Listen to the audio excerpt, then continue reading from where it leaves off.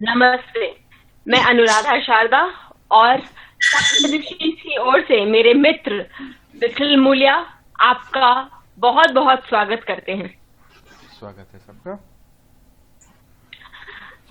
आज हमारे साथ हैं नितिन कश्यप और वो हमें सिखाने आए हैं कि आपके जातक, आपकी कुंडली से आपका भविष्य, आपके गवर्नमेंट जॉब के प्रति जो आपका यदि झुकाव है तो क्या वो आपको मिलेगा, क्या उसमें आप उत्तीर्ण होंगे, सफल हो पाएंगे।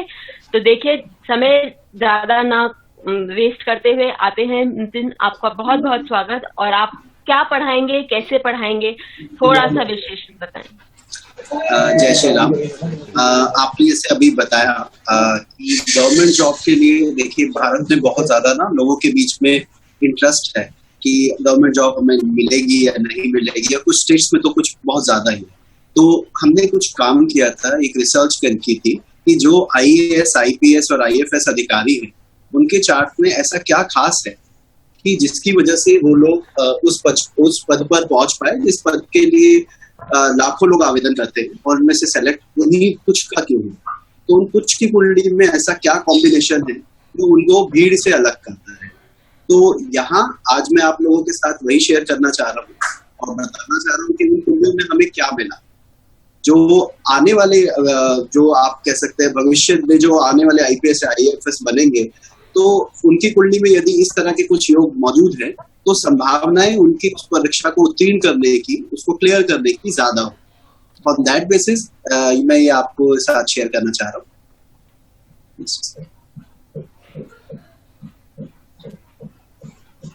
हमने ये जिसके लिए जो डाटा लिया था वो करीब 70 कुंडलियां ली गई थी, और उन 70 कुंडलियों में ये जो प्रिंसिपल हमने अप्लाई किए वो सब आपके सामने रखता हूँ।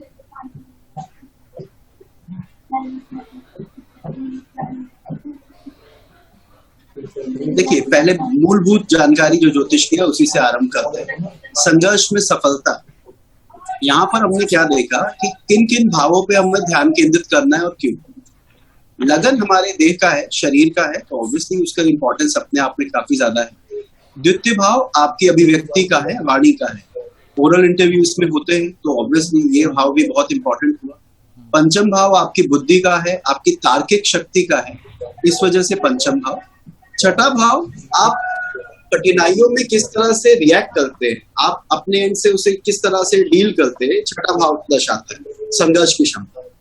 दशम भाव आपके कर्मों का है, और 11वां उस कर्म के द्वारा प्राप्त की गई लाभ या सिद्धि का, कि आपको उसका कितना फायदा मिला।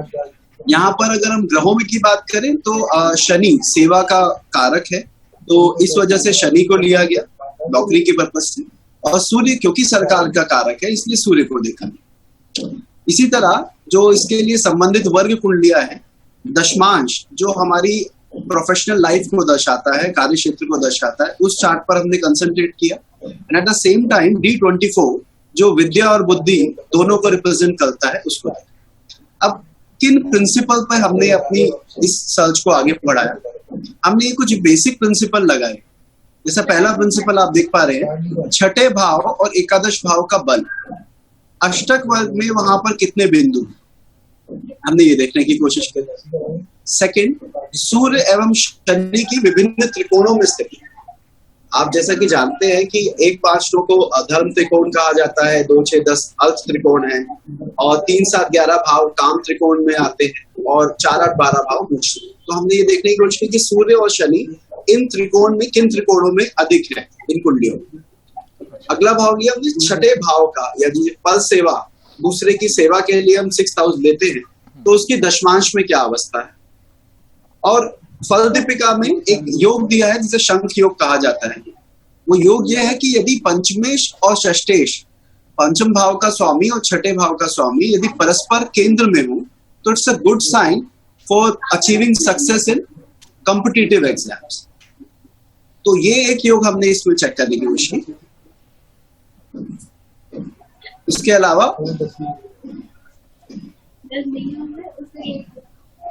अनुराधा जी आपकी आवाज नहीं आ रही है, मोस्ट प्रॉब्ली आपका स्पीकर म्यूट है। परस्पर केंद्र यानी 1, 4, 4, 7, 7, 10 ऐसे, या कोई भी 2 केंद्र में होने से चलेगा? परस्पर केंद्र मतलब आपस में वो केंद्र में हो, पंचमेश और षष्ठेश हाँ, आपस में केंद्र में हो, 1, 4 सदस्य आपस में बैठे। अच्छा, 2 और 5 होने से भी मतलब कोई प्रॉब्लम नहीं है, लेकिन यदि वो आपस में एक दूसरे से केंद्र की स्थिति में हो तो वो करेक्ट। वहां ये शब्द आया है, कुंडली का केंद्र भाव नहीं लिया गया, उस वहां पर बताया गया पंचम भाव को से आपने देखना स्टार्ट करना है, और अगर वो केंद्र में है छठे भाव का स्वामी तो शंख योग का निर्माण होता है। अच्छा, इसी तरह उसके बाद हमने क्या देखा कि शनि और सूर्य का विंशोपक बल। अभी विंशोपक बल आपको पता है कि वर्ग कुंडलियों में शनि किन किन भावों में अच्छा प्लेस्ड है, अच्छी स्थिति में है, उसके आधार पर आउट ऑफ 20 मार्क्स दिए जाते हैं, विंशोपक बल कहा जाता है। लगन कुंडली में तो चलिए उच्च का है, नवांश में कैसा है, दृष्टांत में कैसा है, उतनी डिटेल में ना जाके अगर हम सीधा विंशोपक बल देख लें तो हमें पता लगेगा कि वर्गों में इस ग्रह की स्थिति कितनी मजबूत है। और ये जय हो रहा में बहुत इजीली अवेलेबल है, तो हमारे दर्शकों को बहुत ज्यादा कष्ट नहीं करना पड़ेगा उसको कैलकुलेट करने के लिए। जी बिल्कुल। और षटबल भी इसी तरह देखा जाता है। सूर्य और शनि का परस्पर संबंध, जैसे अभी अनुराधा जी आपने कहा कि पंचम षष्ठेश कुंडली के केंद्र में हो या परस्पर केंद्र में, उसी तरह शनि सूर्य का परस्पर क्या संबंध है। यदि वो एक दूसरे नव पंचम है, द्विद्वादश है, षडाष्टक है, उनकी आपस की स्थिति देखिए।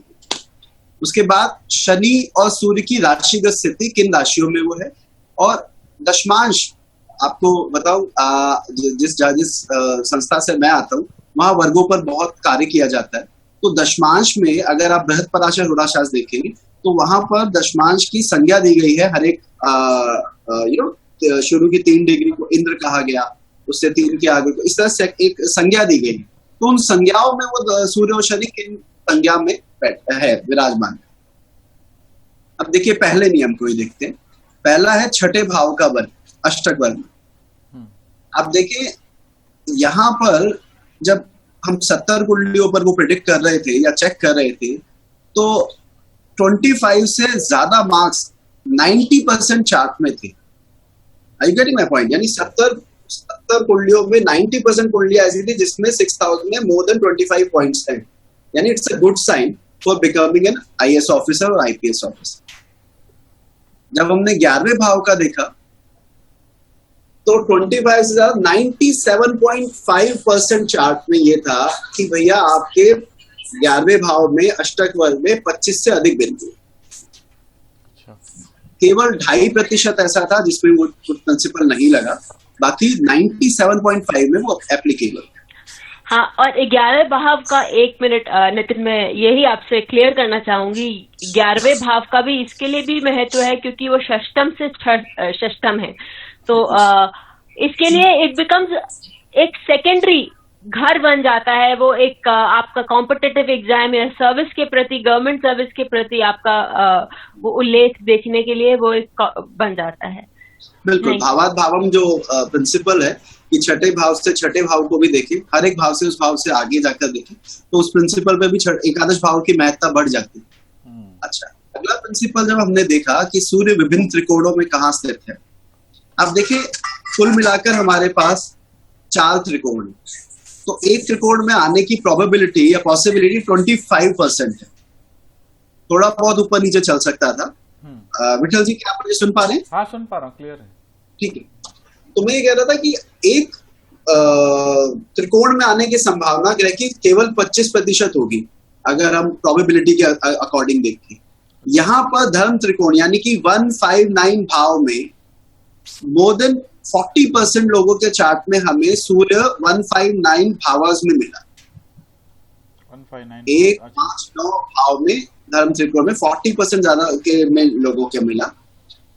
अर्थ त्रिकोण में केवल ये 20% से भी काफी कम रह गया। आप देख पा रहे होंगे करीब 10% के आसपास वैल्यू आई।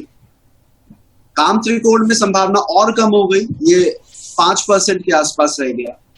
और मोक्ष त्रिकोण में अच्छा है, यानी कि यदि सूर्य आपकी कुंडली में 1, 5, 9 भाव में है या 4, 8 और 12 भाव में है तो आपके इस फील्ड में सक्सेसफुल होने की संभावना बढ़ जाती है।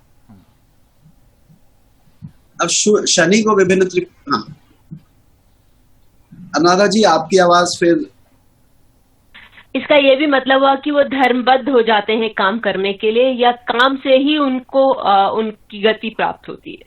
बिल्कुल, ethically they must be correct, क्योंकि उनको एक सिस्टम, एक फॉर्मेट फॉलो करना होता है, एक नियम पे चलना होता है, तो धर्म त्रिकोण की संभावना इसलिए भी अच्छी।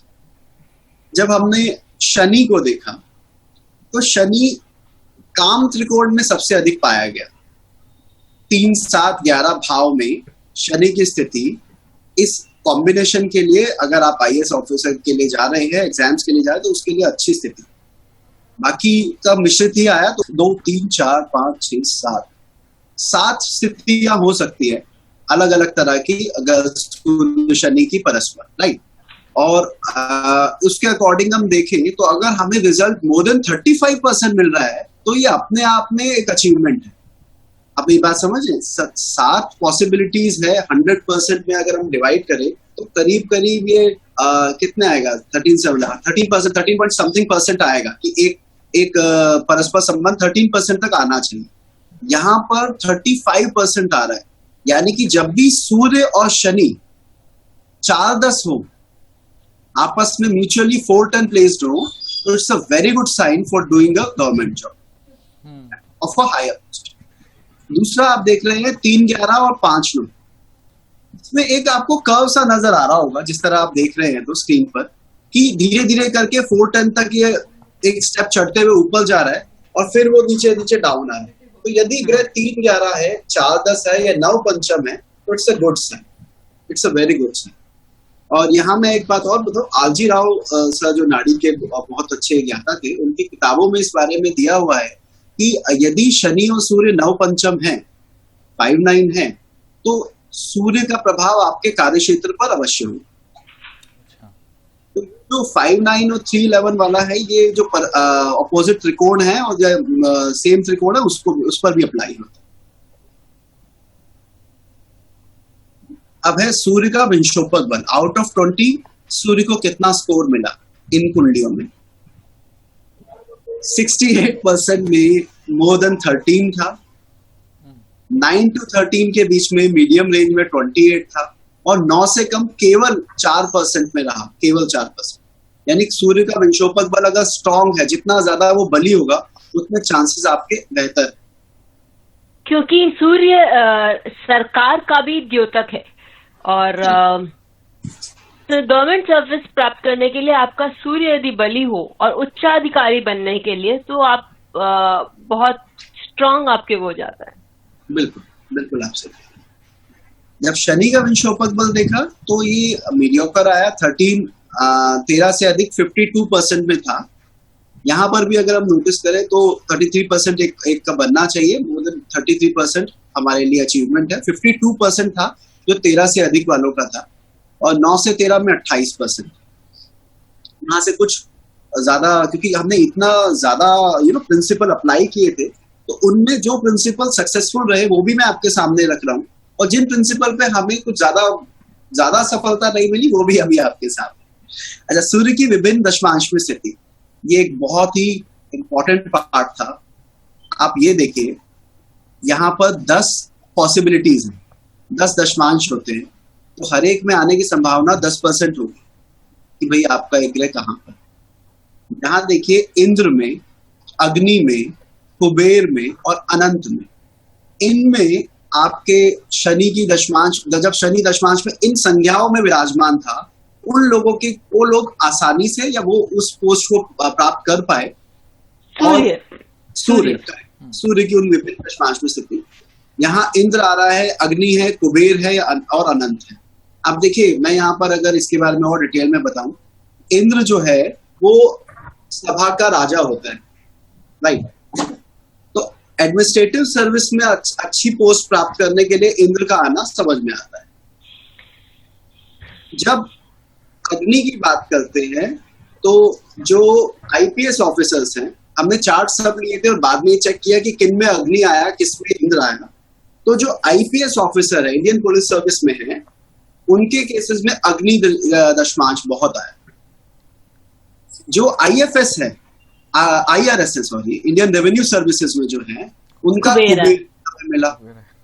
और अनंत ने अपने फॉरेन सर्विसेज वाले प्राप्त हुए, जो IFS हो। तो हाँ। जब हम देख रहे थे तो हमें बड़ा अच्छा लगा कि यार आश्चर्य। हाँ ये तो बिल्कुल ऐसा सामने रखा हुआ मिला।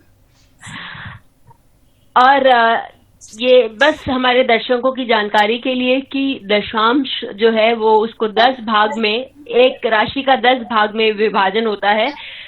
हर भाग में 3 डिग्री का उसमें अंश होता है, तो इसके लिए ये 10 अंश है। और क्योंकि हर डिविजनल चार्ट को हम एक नाम देते हैं, हर एक टुकड़े को हम नाम देते हैं, इसी तरह उसका नाम भी आया होगा, इंद्र, अग्नि इत्यादि। बिल्कुल बिल्कुल। जब शनि की दशमांश में स्थिति देखिए, यहाँ एक बात और नोट कीजिएगा, जो पीछे अभी स्लाइड गई, जिस तरह से हम बात करें कि 10% आना एक एक्सपेक्टेड था, लेकिन यहाँ पर अग्नि में अराउंड 25% आया, यानी दुगने से भी ज्यादा। 20% इंद्र में रहा, वो भी अगेन अगर 10% हमारा पॉइंट है, स्टैंडर्ड पॉइंट है, तो करीब करीब दुगना हमें रिजल्ट मिला। शनि की जब दशमांश में स्थिति देखी तो इंद्र में काफी आए, लेकिन जो टेबल आपके सामने है वो काफी मिक्स्ड है, तो यहाँ से हमें कुछ इस तरह का सिंगल वो नहीं मिला कि हम उसको अप्लाई कर पाए। तो ये किरण बेदी का चार्ट है। इसमें अगर आप ध्यान दें तो सूर्य जो है वो धर्म त्रिकोण में है, 159 भाव में है। दूसरा, सूर्य और शनि की परस्पर स्थिति 4-10 है। ओके। और तीसरा एक जो बहुत इंपॉर्टेंट पार्ट है कि लग्नेश और चंद्र राशि या चंद्रमा को जिस तरह के ग्रह प्रभावित कर रहे हैं, व्यक्ति की उस तरह की फील्ड में रुचि होती है। आप यहां देखें, लग्नेश जो है वो सूर्य और मंगल के साथ विराजमान है 9th हाउस में, और यही सूर्य मंगल इनके चंद्र राशि को यानी चंद्रमा को भी प्रभावित कर रहे हैं। तो यानी लग्नेश और चंद्रमा दोनों पर सूर्य मंगल का प्रभाव है। ऐसे में IPS, पुलिस सर्विसेज, या जो मंगल से प्रभावित फील्ड है, जो गवर्नमेंट से प्रभावित फील्ड है, उसमें जाने की संभावना और प्रबल हो जाती है। अब आप अगली कुंडली देखिए, ये KPS गिल का चार्ट है, और इस चार्ट में भी यदि आप ध्यान दें तो सूर्य शनि 3-11 बैठे, जो वहां पर सेकंड हाईएस्ट आया था। सूर्य यहाँ पे धर्म त्रिकोण में है, राइट। शनि इस कुंडली में आप देखेंगे दशमांश में भी कुंभ राशि में है, और लगन कुंडली में भी कुंभ राशि में, वर्गोत्तम हो गया। हाँ जी। तो ऑल्दो नवांश में आना उसे वर्गोत्तम भी कहा जाता है, दशमांश वर्गोत्तम हो गया, बिल्कुल। और अगर आप यहाँ विंशोपक बल पर ध्यान दें, ये जो VB कैटेगरी में लिखा हुआ है, सूर्य के सामने आप देख पा रहे होंगे 17 विंशोपक बल सूर्य के हैं। हाँ। और शनि के 18 है, क्वाइट हाई। तो इस तरह की संभावना इन कुंडलियों में और बढ़ जाती है। जिस कुंडली में सूर्य शनि परस्पर 4-10 या 3-11 या 5-9 हो, जहां सूर्य धर्म त्रिकोण में हो, जहां सूर्य शनि को विंशोपक बल अच्छे मिले हो, और जहां उनका अष्टक वर्ग बिंदु भी ज्यादा। तो मैं एक बार इसको समअप कर रहा हूं। छठे भाव में अगर आपके 28 से अधिक बिंदु हैं तो it's a very good thing. 11वें घर में भी प्रिंसिपल अप्लाई होता है। सूर्य धर्म त्रिकोण में यदि आपका है तो अनुकूलता की संभावना या आपकी उसमें सफल होने की संभावना ज्यादा है। शनि यदि काम त्रिकोण में है, 3, 7, 11 में है, तो it's a very good sign.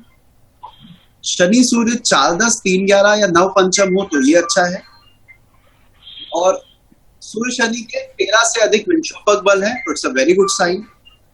Surya का इंद्र, कुबेर, अनंत या अग्नि दशमांश में होना भी आपको इस फील्ड में पुश करता है, आपकी संभावनाओं को और प्रबल करता है। और शनि का इंद्र, कुबेर, वरुण दशमांश में होना ये भी उसी कैटेगरी में। तो ये मेरी रिसर्च थी जो हम लोगों ने एज अ टीम किया और इन कुंडलियों पे लगाए। तो जो परिणाम थे वो अब आपके सामने हैं। आप लोग भी ये लगाएं और मुझे जो इस फील्ड के लिए ट्राई कर रहे हैं, अप्लाई कर रहे हैं, बताएं कि ये कितना उनके ऊपर लगा, कितना उनके ऊपर एप्लीकेबल होता है। Thank you so much. बहुत सुंदर आपने बात बताई, बहुत टेक्निकल था लेकिन आपने बहुत सुंदर ढंग से इसको सम अप किया। ये दिखने में टेक्निकल लग रहा है, लेकिन यदि हम जे होरा को अच्छे से यूज करें तो ये सारी चीजें जो टेक्निकलिटीज है हमें बहुत आसानी से मिल जाएंगी, और हमें मालूम भी पड़ेगा कि हम कहाँ स्टैंड करते हैं, कहाँ अपने यदि परीक्षा में उत्तीर्ण होना चाहते हैं तो हमारा मनोबल भी उससे बढ़ेगा। तो सभी दर्शकों को हमारी ओर से बहुत बहुत प्रयास करने के लिए बहुत बहुत शुभकामनाएं। और नितिन, आपका कोटि कोटि धन्यवाद हमारे दर्शकों तक ये आपकी रिसर्च पहुंचाने के लिए। Thank you.